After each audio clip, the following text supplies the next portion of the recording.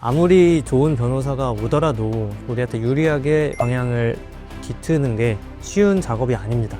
형사처벌을 받을 우려가 있는 것이지요. 어떤 부분은 내가 혐의를 부인하고 어떤 부분은 부인이 불가능하니까 인정하면서 선처를 바랄 것인지 판단이 가능해집니다.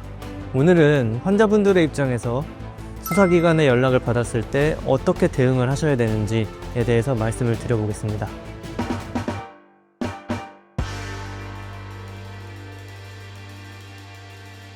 안녕하세요. 수사반장의 윤중기 변호사입니다. 오늘은 실손보험 청구를 했는데 수사기관이나 보험사로부터 조사를 받으셔야 된다, 이런 연락을 받은 환자분들에게 좋은 정보를 드리고자 영상을 찍게 됐습니다. 최근 금융감독원과 경찰청, 보험협회 등이 실손보험 사기 특별 단속기간을 지정해서 3월 31일까지 최대 포상금 5천만 원까지 지급할 정도로 포상기간을 운영한다고 밝혔습니다. 제가 그동안 변호사 생활을 해오면서 실손보험 사기로 갑작스럽게 연락받은 분들의 상담을 수차례 진행을 했었는데요. 앞으로 그 빈도 및 속도가 훨씬 증가될 것으로 보고 있습니다. 오늘은 환자분들의 입장에서 수사기관에 연락을 받았을 때 어떻게 대응을 하셔야 되는지에 대해서 말씀을 드려보겠습니다. 실손보험 청구 시 어떤 경우에 보험 사기 혐의를 받게 될까요? 실손보험에서 문제가 되는 것은 크게 두 가지입니다. 하나는 실손보험에서 원칙적으로 보장하지 않는 항목인데 보장되는 항목으로 위장해서 청구가 들어가는 경우입니다. 미용, 성형, 비만치료처럼 약관상 실손보험이 적용이 되지 않는데 병원에서 임의로 조작을 하거나 아니면 환자와 합의하에 진료기록부를 허위로 작성하는 케이스가 있습니다. 또 하나는 치료 횟수나 기간들을 과장해서 기록하는 경우입니다. 실제로 받지 않은 진료 내역이 들어가거나 실제 진료받은 횟수보다 훨씬 부풀려서 기재되는 경우가 해당되겠습니다. 실제로 치료를 받았는데도 왜 보험 사기 혐의를 받게 되는 걸까요? 근데 핵심은 실제로 치료를 받았냐 그 자체가 아니라 치료받은 내역과 진료 기록이 일치하는지, 그리고 그 진료 기록을 기반으로 보험금을 지급받았는지, 그리고 그 진료 기록이 허위라는 사실을 내가 인지할 수 있었는지 여부입니다.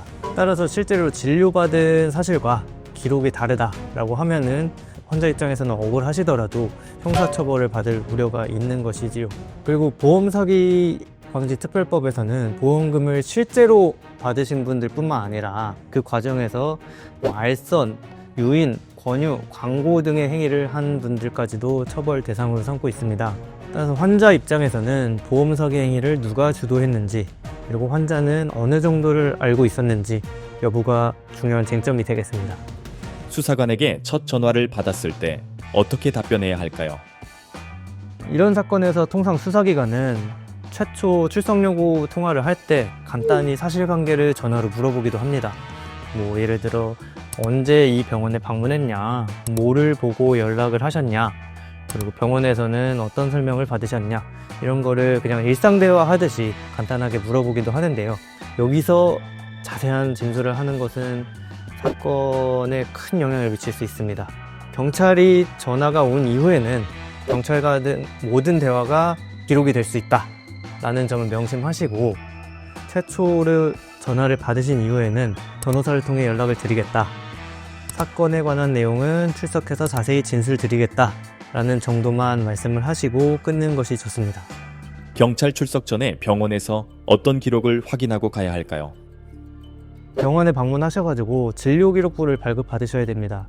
실제로 진료받으신 내역과 진료기록부에 기재된 내역이 일치하는지, 날짜는 알맞게 기록이 되어 있는지, 혹시라도 일치하지 않는다면 일치하지 않는 이유는 무엇인지, 그리고 그것을 내가 알 수 있었는지 여부 등을 세세하게 정리를 하셔야 됩니다. 어떤 부분은 내가 혐의를 부인하고 어떤 부분은 부인이 불가능하니까 인정하면서 선처를 바랄 것인지 판단이 가능해집니다.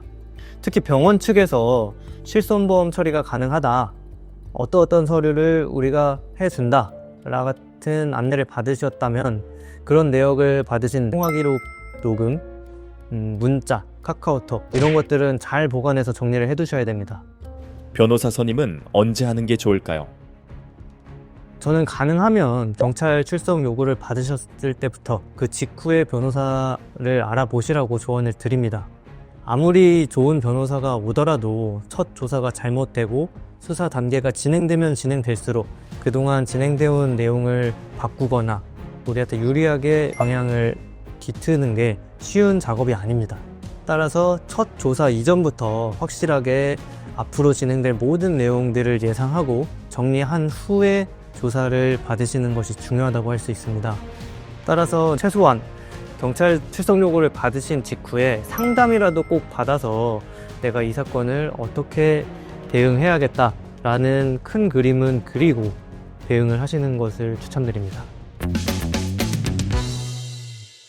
실손보험은 누구나 이용하는 제도인 만큼 언제든 예기치 못한 상황에 처하실 수가 있습니다. 그렇기 때문에 더더욱 오늘 제가 말씀드린 대로 준비를 하신다면 예기치 못한 상황에 충분히 대비할 수 있을 거라고 생각하고요.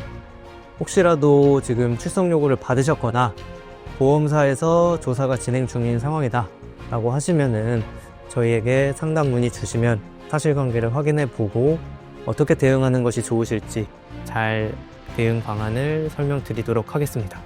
지금까지 수사반장의 윤중기 변호사였습니다. 감사합니다.